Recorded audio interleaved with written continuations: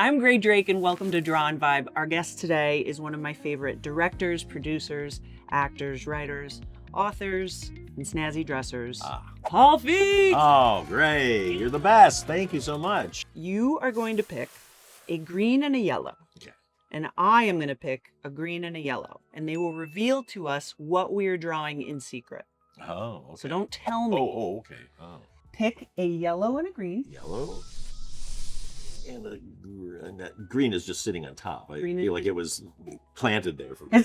It's waiting for you. Exactly. Oh, I like that. Okay, that's a good one. You are not a man who really loves doing sequels. You've made all these great movies, but you have not made juicy sequels. That is correct. So tell me why this one. I loved these characters and always felt like there was something more to be done with them, even though, we sent one of them to prison, but, prison isn't the end. Sometimes it's just the beginning. Just the beginning. For somebody. Oh my God. I know, It's right? way too big. It's a lot. No, but also the movie really took off on streaming during the pandemic. And so it seemed that we had a bunch of, a fan base that kind of wanted more. Because the movie did really well when it came out, but I just never thought about a sequel for it. Yeah. And when there was kind of word of somebody might be interested in doing a sequel, it was like, oh well, you know what, that could be kind of fun. But the problem with sequels is, the reason I always avoid sequels is because the reason you like the movie the first time is you're discovering the characters for the first time. For sure. And that's the fun of it. Really, is kind of learning all this stuff about them. And then suddenly now you're going to kind of, basically have them have the same problem they had in the first one, or they have a new problem. And you go did we solve your problem the last time? Well, right. And you have to take it to a new place in order to make it a good movie, or else everybody's bored. And then they just go, this is just the same movie over again. Exactly. Everybody always says they want a sequel, and then they get really mad when you make the sequel. It's like, what do you want? I could see that being a huge problem with your movies that end up being so iconic, because it's like Bridesmaids, you have to take these characters to a new place. Where are they? Great comedic minds really need to figure out the right thing for them to do. And honestly, that's what happens in Another Simple Favor, because I was eating this up like a beautiful, expensive, diamond-encrusted chocolate mousse. Oh, I love it. Well, it was really, we went through a couple of different drafts and actually threw out a draft that was greenlit, just because I suddenly went, I don't know, I feel like I reading what the audience who was excited about possibly getting this movie was thinking it was going to be, made me go, I don't know if the idea that we have that we really like is quite what they're going to want.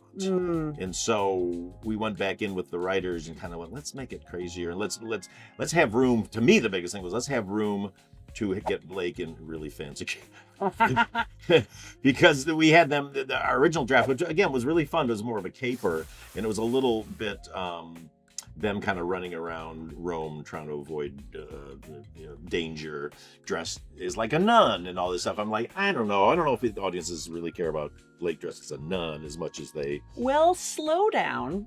I know, exactly. Well, but she couldn't be like a stylish nun because she's supposed to be undercover. That's so true, that's true. That's what I was trying to... You are an improv, you let your actors improv a little bit. Is that true on the set? Yeah. So, depending on the project, yeah.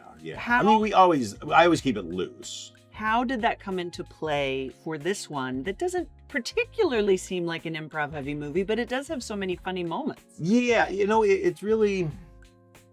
It's so funny. Like, people who hate what I do, I just got to go over my hands. Apparently, I can't cap a thing because of my left-handedness. No, it's a lot of my haters go like, oh, it's just all improv. It's not all improv. It's all very structured. We work on these scripts. It's the moment to moment that we play with. Like, of course. If there's a funny, retort, let's have a few different ones of that, or react differently to this kind of thing. Well, and when you're watching something like Jackpot, yeah, that is so specific in its action and movement and the camera, but what you're saying shines through, that there's a shot where just John Cena and Awkwafina are just talking to each other. Yeah, totally. So, and that's more of a straight up comedy. I mean, there's not a heavy plot in that. these thrillers are very plotty, so you kind of can't go off it. So it's then just like play within it, and how are you reacting to things? Is there a moment that everyone would be surprised was improv that ended up in the cut they get to see? Probably. I mean, No, I'm like, Blake and Anna are both really good at it. And it's funny, the first one, Anna had just come off another movie where they had her doing a lot of alt stuff. And she was kind of like, I don't want to do a lot of that. I just want to kind of stick to the script. But then she was so good. But then she was so good at sticking to the script and doing each take differently, attitude-wise and energy-wise. So then it was kind of amazing because I was still getting a lot of alternate stuff. It just wasn't necessarily, the wording was different.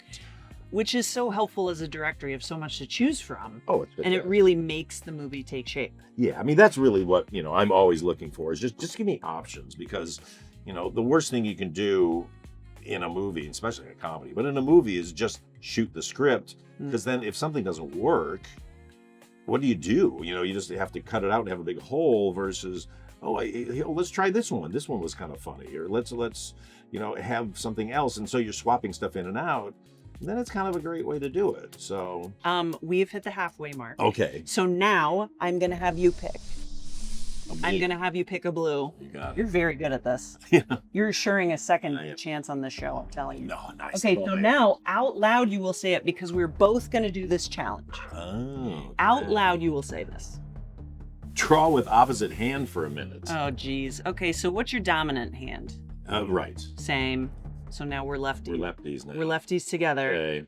I was wondering if you think, this was kind of the deepest thing that came out of my notes from the movie. Yeah. Do you think that people can really change? Because that's sort of something that comes up in the film. It is a true thing. I think people can change their behavior. Okay. But you can't change the essence of who you are. You can only suppress it, I would dare say. So Here you go. Yeah. So exactly. So this is really hard. I know. Oh no, boo! Oh, it was so good too. I know, and then I just had to come in here and There ruin we it. go. Well, it's harder to talk when I'm drawing with my other hand. Your brain is like. Well, I'm overloading the left side of my brain, which is my creative side. So. Your brain is like, what is Ronald McDonald doing to you right now? There you go. Exactly. Has this changed your opinion on doing sequels? Do you think that there could be something more to the story, like Freaks and Geeks? We mentioned a Bridesmaid. I'm still very suspicious of sequels because same reasons. I mean, yeah, well, it's I live by the James Brown quote: "Hit it and quit it."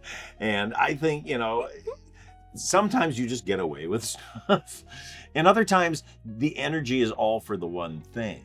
I think that's why a lot of sequels just feel kind of like because all the creative energy was about, oh my God, we're discovering this for the first time, we're doing this, blah blah, and then it's like it's Hugh Grant, if I may name drop for you. You may. Said something to me because we had a project where I was supposed to do one of the Bridget Jones movies, and then not doing it, but I met with him about coming back as that character, and he was like, doing a character that you did before is kind of like putting on a wet bathing suit. And I actually thought that's like the perfect metaphor for like, going like, all right, it's kind of uncomfortable. I guess I could do it. It'll be fun maybe once it's on. Once I jump in the pool. So did anything wild happen at your actual wedding in real life? Well, our wedding is still talked about, I will say. Really? Yes, because it's 30 years plus ago. We got married in Las Vegas because I've always had a Las Vegas obsession. That's awesome. And and so we had this really fun wedding that was at where we were at the what was the hotel? Treasure Island. Yes. Back when Treasure Island used to have a pirate show. I was gonna say, please tell me it was something involving pirates. Yeah, well, they had a pirate theme. Yeah. We definitely did that.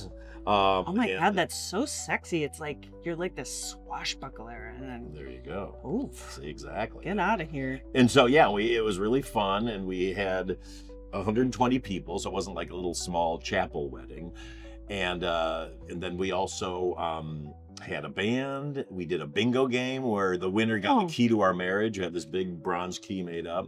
had an Elvis impersonator, who I said was a Kurt Russell impersonator because he looked more like Kurt Russell in the Elvis movie. 3,000 Miles to Graceland. Who then went on to try to pick up a lot of people's girlfriends. So there you go. Oh my God, I had one of those at my wedding too. His name was Tommy, and he was, so a friend of mine was like, who is that guy, Tommy? I said, he's a guest of my friend.